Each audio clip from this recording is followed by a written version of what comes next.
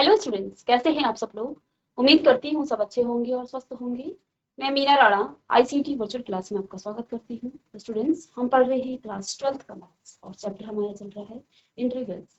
तो यहाँ पे हम एक नया टॉपिक आज से स्टार्ट करेंगे। इसका नाम है डेफिनेट इंटीग्रल्स, यानी कि निश्चित समाकल। तो देखिए, अभी तक हमने 7 की जो एक्सरसाइज थी, उन एक्सरसाइज में हमने क्या क्या पढ़ा। वहां पे हमने इनडेफिनिट इंटीग्रल्स को पढ़ा है और आज से जो आपका स्टार्ट होगा वो है डेफिनेट इंटीग्रल्स। तो आइए चलते हैं स्मार्ट बोर्ड पे और देखेंगे कि डेफिनेट इंटीग्रल्स होता क्या है। ठीक है, तो देखिए अभी तक हम क्या कर रहे थे। इस तरह से आपके पास f(x) कोई फंक्शन था और इस फंक्शन का जब आप इंटीग्रेशन कर रहे थे तो आपको क्या मिल रहा था, इसका इंटीग्रल्स मिल रहा था और प्लस में एक कांस्टेंट जिसको आप आर्बिट्री कांस्टेंट कहते थे c। और हमने जितने भी क्वेश्चंस अभी तक सॉल्व किए हैं सब में हम क्या कर रहे थे, प्लस c इंटीग्रेशन करने के बाद, क्योंकि यहाँ पर एक अनिश्चित यहाँ पे आपको कांस्टेंट आपको दिखाई दे रहा है, तो इसलिए इस इंटीग्रल्स को हमने कहा था इनडेफिनिट इंटीग्रल्स। तो ये आपका इनडेफिनिट इंटीग्रल्स था। लेकिन जो हम अब करेंगे वो क्या है, यहाँ पे आपके पास क्या दिया होगा, let f(x) be a continuous function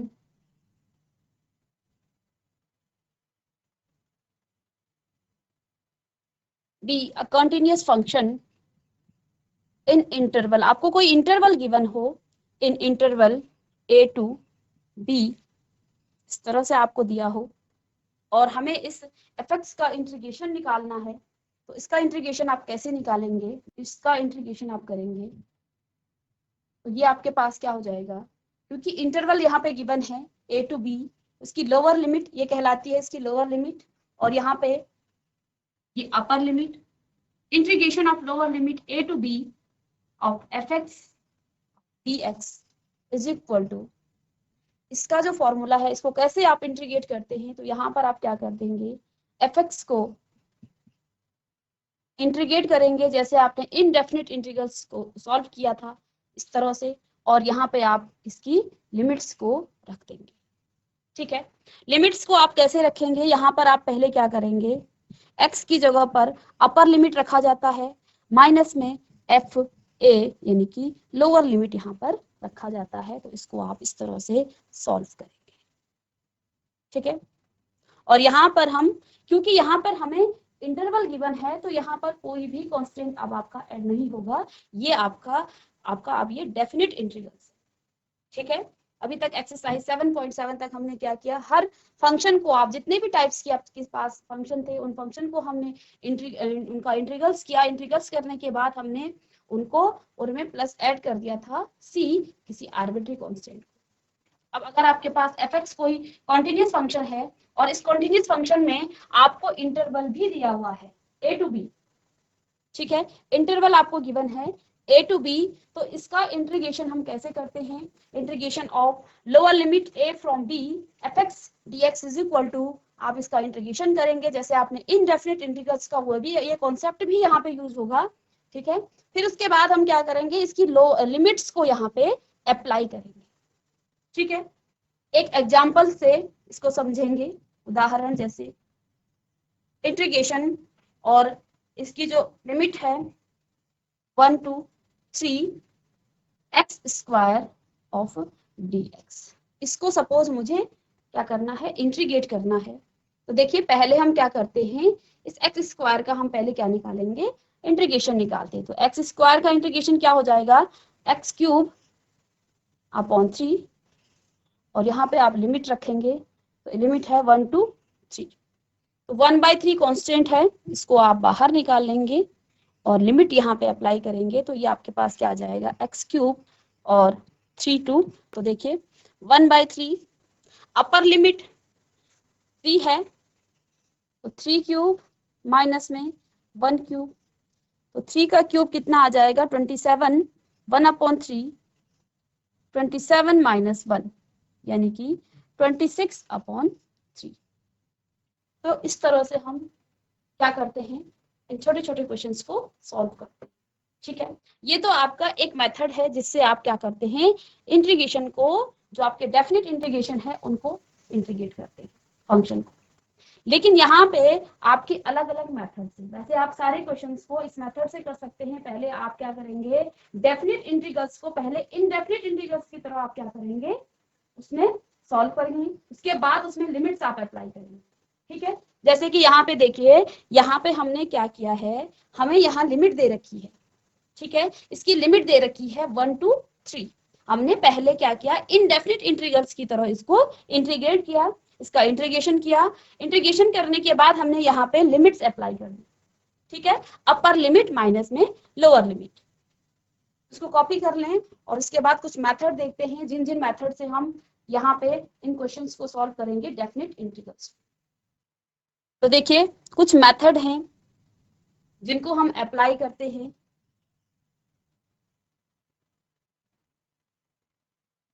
definite integrals को सॉल्व करने के लिए। पहला जो मेथड है, वो मेथड जो अभी हमने क्वेश्चन में अप्लाई किया है, यहाँ पर आप क्या करेंगे, सॉल्व करेंगे इनडेफिनेट इंटीग्रल्स की तरह, सॉल्व एज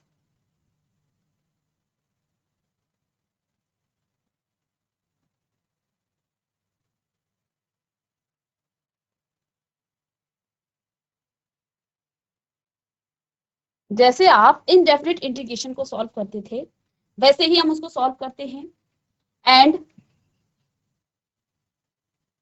लिमिट्स अप्लाई, फिर उसके बाद हम उसमें लिमिट्स का अप्लाई कर देते हैं। तो पहला मेथड तो ये है। ठीक है, दूसरा मेथड है जो हम यहाँ पे सॉल्व अप्लाई करेंगे डेफिनेट इंटीग्रल्स। आप क्या करेंगे, पहले हम डेफिनेट इंटीग्रल्स को सॉल्व करेंगे। अब आपके पास डेफिनेट इंटीग्रल्स हो, प्लस प्लस मीन्स इसमें और क्या काम करना है, इंटीग्रेशन बाय सब्स्टिट्यूशन को यूज करेंगे। Integration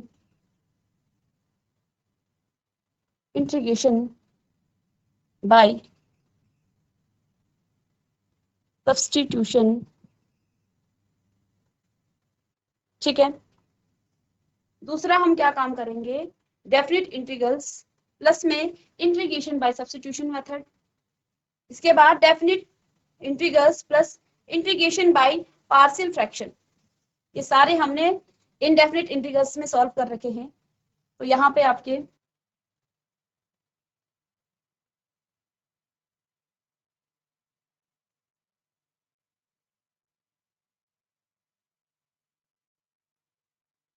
definite integrals plus integration by partial fraction, integration by partial fraction, और लास्ट है definite integrals plus integration by parts.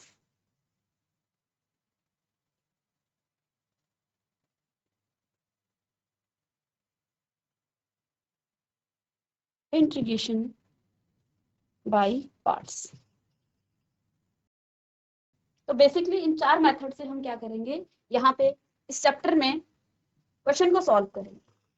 ठीक है, कौन कौन से मेथड, पहले आप क्या करेंगे, सॉल्विंग एज इनडेफिनेट इंटीग्रल्स, आप सॉल्व करेंगे इनडेफिनेट इंटीग्रल्स की तरह और उसमें लिमिट्स को अप्लाई कर देंगे। दूसरा मेथड हमारे पास होगा डेफिनेट इंटीग्रल्स को आप सॉल्व करेंगे। ठीक है, इसके बाद इंटीग्रेशन बाय पार्ट्स, उसमें सब्स्टिट्यूशन, इंटीग्रेशन बाय सब्स्टिट्यूशन का जो मेथड है उसको अप्लाई करेंगे। ठीक है, तो इस पर बेस्ड एक क्वेश्चन करेंगे। तो देखिए आपके पास एग्जाम्पल है,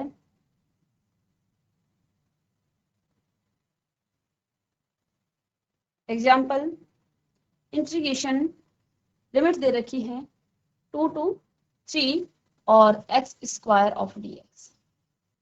यहाँ पर आप सिंपली क्या कर सकते हैं, यहाँ पे इनडेफिनेट इंटीग्रल्स की तरह इसको सॉल्व करेंगे, देन लिमिट्स यहाँ पे अप्लाई कर लेंगे। तो देखिए इसको आप जब इंटीग्रेशन करेंगे तो x³/3 आपके पास आ जाएगा और यहाँ पे फिर आपके पास 2/3, ये लिमिट्स हैं।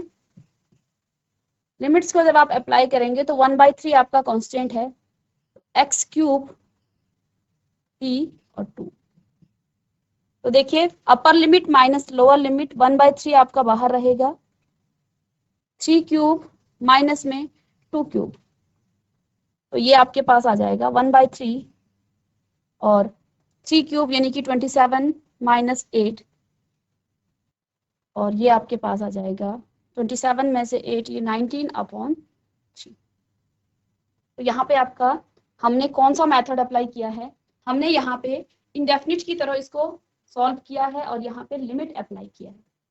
ठीक है, इसके बाद दूसरा क्वेश्चन आपके पास है, चलिए दूसरा क्वेश्चन है integration of limit 4 to, limit इसकी है 4 से लेके 9 तक दे रखी है, root x upon 30 minus x की पावर 3/2 और इस पूरे की पावर 2 ऑफ dx। इसको हमें क्या करना है, इसको हमें इंटीग्रेट करना है। ठीक है, अब इसको इंटीग्रेट करने के आपके पास कौन कौन से मेथड हैं।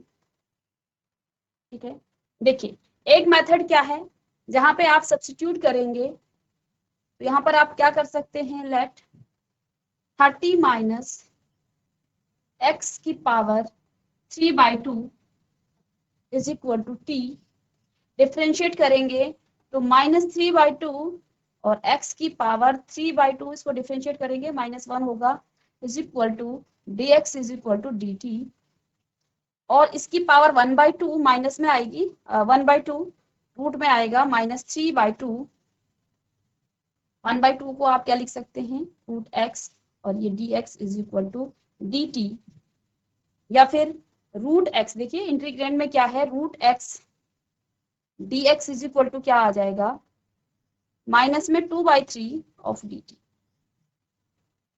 ठीक है, इसको आप इस तरह से लिख सकते हैं। अब देखिए यहाँ पे अप्लाई करें आप रूट को, इंटीग्रेशन ऑफ 4 ऑफ 9, इसको आप लिखेंगे माइनस का 2/3, तो मैं इसको पहले ही बाहर कांस्टेंट ले लेती हूँ 2/3 को। ठीक है, माइनस का 2/3, यहाँ पे रूट एक्स है आपका क्या है, रूट एक्स dx की जगह पर कितना है dt लिख लेंगे, और नीचे आपके पास क्या आ जाएगा टी स्क्वायर। ठीक है, और टी स्क्वायर को जब आप इंटीग्रेट करेंगे तो -2/3 इंटीग्रेशन ऑफ, इसको जब आप इंटीग्रेट करेंगे तो इसको माइनस लाएंगे ऊपर, तो -2 और dt इंटीग्रेशन करेंगे तो 2/3 और t की पावर -2 + 1 अपॉन -2 + 1, और यहाँ पे आपकी जो है लिमिट अप्लाई हो जाएगी इसमें 4 to 9, 4 to 9। ठीक है, -2/3, या मैं इसको यही लिखूं -2/3 t की पावर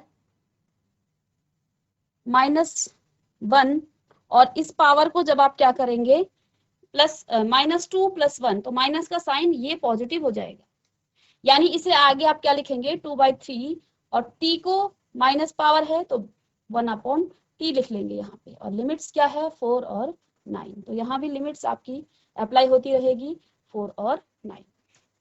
आगे इसको सॉल्व करें तो t आपके पास क्या है, t आपके पास यहाँ पर, अब हमें t को पुट करना है ना पहले, तो t पुट करेंगे, पहले t क्या है 2/3, 1/t हमने क्या पुट किया था, t हमने पुट किया था ये।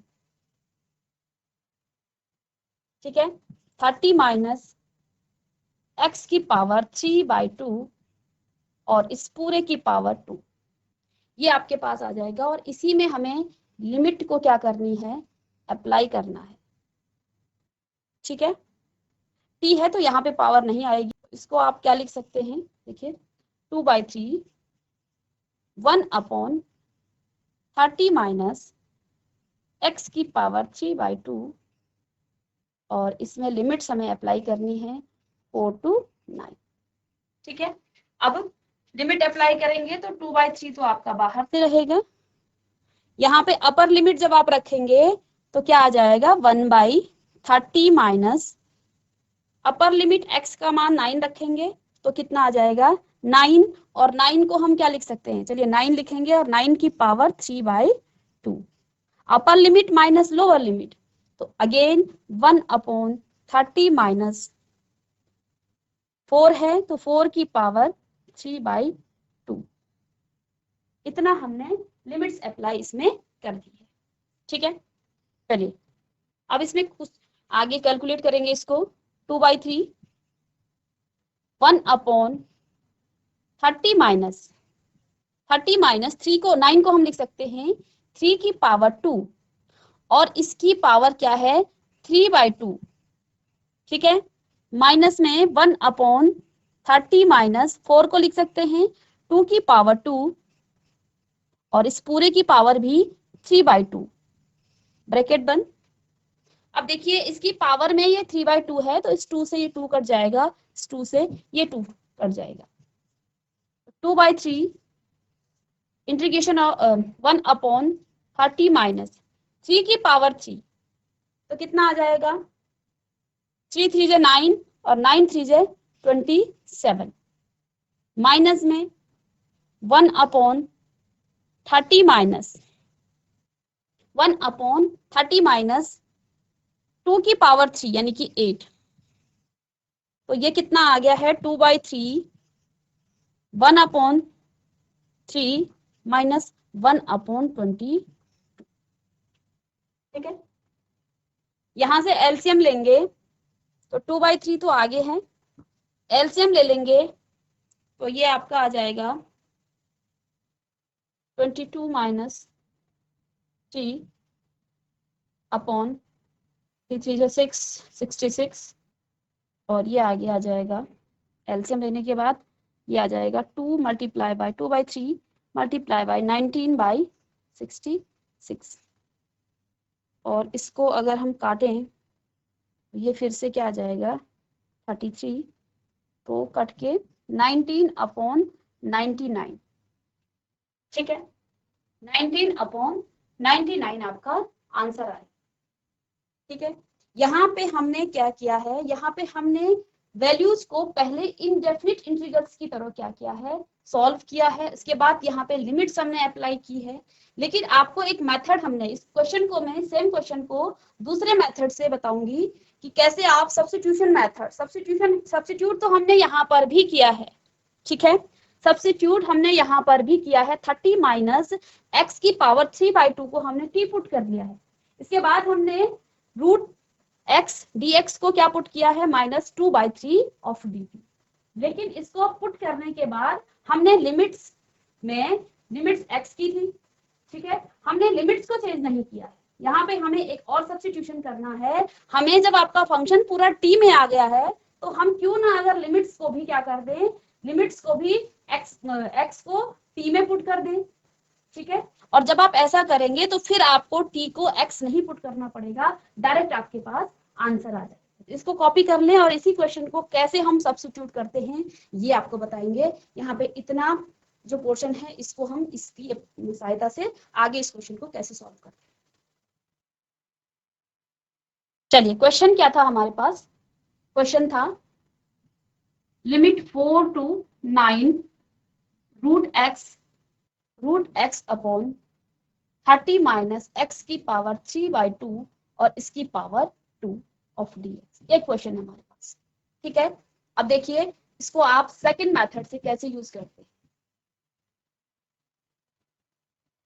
जिसको हमने कहा definite plus substitution integration by substitution. तो देखिए जो काम आपने यहाँ पर किया था 30 माइनस x की power 3/2 is equal to t। ठीक है, डिफरेंशिएट करेंगे, यहाँ पर डिफरेंशिएट करेंगे तो कितना आ जाएगा -3/2 x की power 1/2 dx is equal to dt। और इसको आगे अगर हम क्या लिखें root x dx is equal to 2/3 minus 2/3 of dt, ये हम यहाँ पर सब्स्टिट्यूट कर लेंगे। अब देखिए 2 सब्स्टिट्यूशन हमने प्रीवियस क्वेश्चन में भी किया था, लेकिन हमें क्या करना है, अब अगर हम यहाँ से, ये लिमिट किसकी है, ये x की लिमिट है, अगर इस x की लिमिट को आप क्या कर दें, t की लिमिट में चेंज कर दें, तो क्वेश्चन आपका पूरा किस में आ जाएगा, t में आ जाएगा। तो यहाँ पे देखिए जब आपका x कितना है, x इज इक्वल टू 4 है, तो x का मान यहाँ पे 4 रखेंगे, तो देखिए 30 माइनस x 4 है, तो 4 की power 3/2 is equal to t, और 30 माइनस 4 को लिखेंगे 2 की पावर 2, और इसकी whole power 3/2 is equal to t, 2 से 2 कट जाएगा, 30 माइनस 2 की पावर 3, यानी कि यहाँ पे कितना आ जाएगा, 2 की पावर 3 यानी 8 इज इक्वल टू t, तो 8 30 में से 8 गया, 22 इज इक्वल टू t, यानी कि अगर हम फंक्शन को t में देखें तो यहाँ पे t की जो लोअर लिमिट होगी वो आपकी 22 होगी। इसी तरह से x इज इक्वल टू आप 9 रखें इसमें, तो 30 माइनस 9 की power 3/2 is equal to t, 30 minus 9 को आप लिखेंगे 3 की पावर 2 और इस होल की पावर 3/2, और इससे ये कट जाएगा, तो यहाँ से 3 की पावर 3 यानी कि 30 minus 27 is equal to t, तो 3 बराबर t, तो इसकी अपर लिमिट कितनी आ गई है, 3 आ गई। बस इतना काम करना है हमें यहाँ पर। और अब देखिए फंक्शन जब इसकी लिमिट भी t में आ गई है और फंक्शन भी t में आ गया है, तो अब इजीली इस क्वेश्चन को हम सॉल्व कर सकते हैं। ठीक है, अब इस सबको मैं रफ करके t बराबर, t की जो लिमिट है वो कितनी आ जाएगी, वो आपकी 3 आ जाएगी अपर लिमिट, और लोअर लिमिट कितनी आ जाएगी, 3 बराबर 9। तो ये तो हमने वर्क किया है इस पे, तो यहाँ पे t इज इक्वल टू 22, और जब t आपका x आपका 9 है तो t आपका कितना है, 3 है। ठीक है, अब ये जो सब्स्टिट्यूशन है, इस सब्स्टिट्यूशन को आप क्वेश्चन में अप्लाई। चलिए यहाँ पे क्या है, इंटीग्रेशन ऑफ रूट x कितना आ गया है, ये आपके पास -2/3 dt अपॉन, नीचे क्या है, इसको हमने t पुट किया है तो ये t स्क्वायर आ जाएगा, और यहाँ पे लिमिट अब क्या हो जाएगी, 22 माइनस 3। अब यहाँ से आप कॉमन ले लेंगे, -2/3 आपका कॉमन आ जाएगा, इंटीग्रेशन ऑफ 22 ऑफ 3 और dt अपॉन t की पावर 2, -2/3 इंटीग्रेट करेंगे इसको अगर आप, तो चलिए t की पावर -2 ऑफ dt, और जब आप इसको इंटीग्रेट करेंगे तो 2/3 t की पावर -2 + 1 और अपॉन में -2 + 1, और लिमिट्स रखेंगे आप डायरेक्ट, क्योंकि सारा फंक्शन आपका t में आ गया है, t की फॉर्म में आ गया है, और लिमिट्स भी अब आपके t की फॉर्म में है। तो यहाँ पे 22 और ये आपका 3 कितना आ जाएगा, ये प्लस माइनस का माइनस हो जाएगा, और ये भी आपका 2/3 आपका पॉजिटिव में आ जाएगा, और ये आपका क्या है, प्लस का +2 -2 + 1, तो माइनस का t यानी कि 1/t। ठीक है, और लिमिट्स यहाँ पे आप डायरेक्ट रखेंगे। ठीक है, अब मुझे t का मान नहीं रखना है, t का मान यहाँ से नहीं रखना है कि t का हम इसको, क्योंकि हमने यहाँ t की ही लिमिट निकाल ली है। ठीक है, तो डायरेक्ट यहाँ से लिमिट आप रखेंगे तो ये आ जाएगा 2/3 इंटीग्रेशन ऑफ 1/3 माइनस में 1/22, और जब इसका आप एलसीएम ले लेंगे तो एलसीएम लेने के बाद यहाँ पर कितना आ जाएगा, 2/3, यहाँ 22 माइनस 3/66, और 2/3 मल्टीप्लाई बाय 19/66, 2 से काटेंगे 3 3, और 3 3 से 9, तो 19/19 99। और देखिए प्रीवियस क्वेश्चन में इतना लंबा हमने कैलकुलेशन किया था, यहाँ पर भी आपका आंसर 19/99 आया था। ठीक है, तो जो सब्स्टिट्यूशन है बस इतना सा काम हमें यहाँ पे करना है। जब आपके पास डेफिनिट इंटीग्रल्स हैं और डेफिनिट इंटीग्रेशन में आपके पास सब्स्टिट्यूशन भी हो रहा है, तो हमने यहाँ पर क्या किया था, प्रीवियस जो आपका मेथड था वहां पे हमने सब्स्टिट्यूट तो किया, लेकिन लिमिट्स की वैल्यू को हमने सब्स्टिट्यूट नहीं किया। लिमिट्स आपके पास x की थी, तो हमने x के फॉर्म में पहले फंक्शन को लाना पड़ा, इसलिए हमें वो जो क्वेश्चन था वो लेंदी लगा। यहाँ पर हमने क्या कर दिया, यहाँ पे इसको t पुट कर लिया, फंक्शन को हमने पूरे t के फॉर्म में ले आए और लिमिट्स को भी हमने t के फॉर्म में लिया। तो अब हमने क्या किया, इंटीग्रेशन करके डायरेक्ट यहाँ पर इसकी जो लिमिट्स हैं उनको अप्लाई कर दिया है। और ये आपका मेथड, इसी तरह से हम सारे क्वेश्चन जो आपके डेफिनिट इंटीग्रेशन प्लस आपके सब्स्टिट्यूशन है, इंटीग्रेशन बाय सब्स्टिट्यूशन है, तो इस मेथड से हम क्या करेंगे, सॉल्व करेंगे। तो यहाँ पे बेसिकली आपके 3 सब्स्टिट्यूशन होते हैं। एक तो आप t पुट किया है, यहाँ पे आपने रूट x dx को पुट किया और इसके बाद हमने लिमिट्स को भी क्या कर दिया है, सब्स्टिट्यूट कर दिया है। अब एक मेथड ये था, सेकेंड मेथड हमने पढ़ लिया है। अब थर्ड मेथड यहाँ पर क्या है, definite integrals plus integration by partial fraction. तो पार्शियल फ्रैक्शन हमने प्रीवियस लेक्चर में पढ़ा है। अब इस पर बेस्ड एक क्वेश्चन हम सॉल्व करेंगे।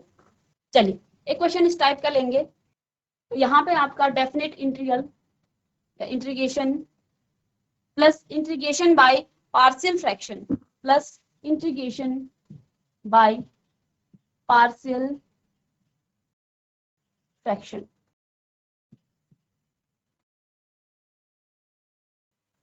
तो देखिए इंटीग्रेशन 1 to 2 फंक्शन है आपके पास x dx upon x plus 1 और x प्लस 2, x प्लस 2, ये आपके पास क्या है, फंक्शन है और इसको हमें इंटीग्रेट करना है। ठीक है, तो इसको जैसे हम पार्शियल फ्रैक्शन को इंटीग्रेट करते थे, पहले हम फंक्शन को करेंगे। फंक्शन को क्या लिख सकते हैं, x अपॉन x प्लस 1 और x प्लस 2 को, ये तो आपको याद होगा, इसका पार्शियल फ्रैक्शन फॉर्म क्या होगा, a अपॉन x प्लस 1 और प्लस में b अपॉन x प्लस 2। अभी अभी हमने प्रीवियस लेक्चर में ये क्वेश्चन कराए हैं आपको। तो यहाँ से आप क्या कर लेंगे, x अपॉन x प्लस 1 और x प्लस 2, और यहाँ भी आप कॉमन ले लेंगे x प्लस 1 और x प्लस 2, a के साथ x प्लस 2 आ जाएगा और b के साथ प्लस में b के साथ x प्लस 1 आ जाएगा। तो सेम टर्म्स हैं तो कट जाएंगी। यहाँ x इज इक्वल टू कितना आ जाएगा, a x प्लस 2 और यहाँ पे आ जाएगा b x प्लस 1। ठीक है, अब यहाँ से हम क्या करेंगे, इसका मान निकालेंगे, a और b का मान निकालेंगे। चलिए, तो अगर आप x का मान -2 रखें तो ये आपका 0 हो जाएगा और b का मान आपको मिल जाएगा। तो -2 रखेंगे तो -2 is equal to a -2 plus 2, ये तो कट के 0 हो जाएगा, प्लस में b -2 प्लस 1, यहाँ लेफ्ट हैंड साइड में -2 है, ये तो आपका 0 हो गया है, प्लस में b, तो -2 प्लस 1, तो ये माइनस का b आ जाएगा और माइनस से माइनस साइन आपका कट जाएगा, तो b इज इक्वल टू कितना आ गया है, 2। तो b का मान यहाँ से हमने 2 निकाल दिया। अब हमें क्या करना है, x का मान निकालना है, a का मान निकालना है। ठीक है, इसको 0 किया, अब इसे 0 करेंगे। इसे 0 करने के लिए x इज इक्वल टू -1 रखेंगे, तभी ये 0 होगा। ठीक है, अब यहाँ -1 x की is equal to a -1 plus 2, और ये तो आपका 0 हो जाएगा, फिर भी इसे लिखेंगे b -1 और प्लस 1, तो ये तो 0 आ गया है। -1 इज इक्वल टू, अब प्लस माइनस का माइनस होगा और a क्योंकि यहाँ पे 2 बड़ा नंबर है तो ये पॉजिटिव का आएगा, यानी कि a इज इक्वल टू कितना आ गया है, माइनस का। अभी तक हम integration by partial fraction method से क्या कर रहे हैं, हम इस इंटीग्रेंड को सॉल्व कर रहे हैं integration by partial fraction method. ठीक है, और आपने ये प्रीवियस लेक्चर में भी पढ़ा है। अब देखिए हमने यहाँ पे क्या कर दिया, इसको सॉल्व कर दिया है, ठीक है। अभी आपके पास क्या आ गया, x अपॉन x प्लस 1, इसका मान, इतने का मान क्या है, x अपॉन x प्लस 1 और x plus 2 of dx integration. देखिए अभी आपने इसका पार्शियल फ्रैक्शन फॉर्म लिखा, इसको सॉल्व करने के बाद a और b का मान हमने यहाँ पे निकाल लिया है। अब इसका हम इंटीग्रेशन करेंगे तो इसका भी इंटीग्रेशन करना पड़ेगा, integration of a upon x plus 1 और प्लस में b upon x plus 2 of dx, ठीक है। यहां से a और b का मान हम रख लेंगे। a का मान कितना आ गया है, -1 a का मान, और b का मान कितना आ गया है, b का मान आ गया है 2। तो यहां से रख लीजिए integration of -1 upon x plus 2 1 plus में b आपका 2 है 2 upon x plus 2 of dx। इसको सेपरेट कर लेंगे और सेपरेट कर, देख लिए इंटीग्रेशन जब हम कर रहे थे तो यहाँ पे आपका लिमिट है, तो लिमिट को साथ लेके चलेंगे 1 to 2 1 to 2। अब सेपरेट कर लेंगे, इंटीग्रेशन ऑफ 1/2 और माइनस साइन बाहर ले लें, 1 upon x plus 1 of dx plus में इंटीग्रेशन ऑफ 2 को आप बाहर ले लीजिए, कांस्टेंट है, और 1 to 2 इंटीग्रेशन में 1 upon x plus 2 of dx, ठीक है। अब देखिए x प्लस 1 अपॉन समथिंग का इंटीग्रेशन करते हैं तो वो कितना आ जाता है, लॉग में मॉड में, ठीक है। तो ये आपके पास आ जाएगा log of mod x plus 1, ठीक है, मॉड 1, और यहाँ पर आपका लिमिट्स आपकी रख लेंगे, प्लस में 2 log of mod x plus 2, और लिमिट्स यहां पर भी आप रख लेंगे 1 to। अब देखिए लिमिट रखेंगे, यहाँ 1 से 2 तक है, तो लॉग ऑफ मॉड x, तो जब आप अपर लिमिट रखेंगे तो क्या आ जाएगा, 2 प्लस 1, तो 2 प्लस 1 लॉग 3 माइनस में लॉग x प्लस 1, तो माइनस में इन दोनों को अगर आप रखेंगे तो कितना आ जाएगा, लॉग 2, ठीक है। लोअर लिमिट रखेंगे तो यहाँ पे 1 रखेंगे तो 1 प्लस 1 2 आ जाएगा, ठीक है। माइनस साइन आपका बाहर से था तो इसको बाहर ही रखेंगे, ओके। प्लस में 2 अपर लिमिट रखेंगे आप तो लॉग 2 प्लस 2 4 आ जाएगा, माइनस में लोअर लिमिट रखेंगे तो लॉग 2 प्लस 1 तो लॉग 3, ठीक है। ऐसा लिख सकते हैं इसको। अब हमें लॉग के कुछ फॉर्मूले आते हैं, log m minus n, log m minus n, तो क्या आ जाता है, माइनस में लॉग m अपॉन n, और m यहाँ पर कितना है 3/2, तो हमने यहाँ पे लॉग m माइनस एन का फॉर्मूला लगा लिया है, प्लस में 2 लॉग m माइनस एन, अब अगेन लॉग 4 अपॉन 3, ठीक है।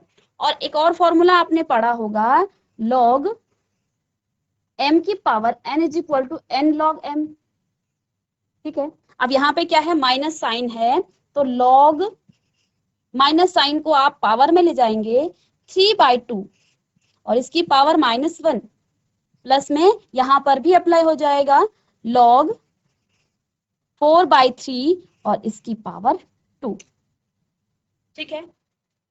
तो यहाँ पर आप क्या लिख सकते हैं, अब लॉग, इसकी रिवर्स कर देंगे आप इसको, लॉग 2/3 प्लस में लॉग 16/9, ठीक है।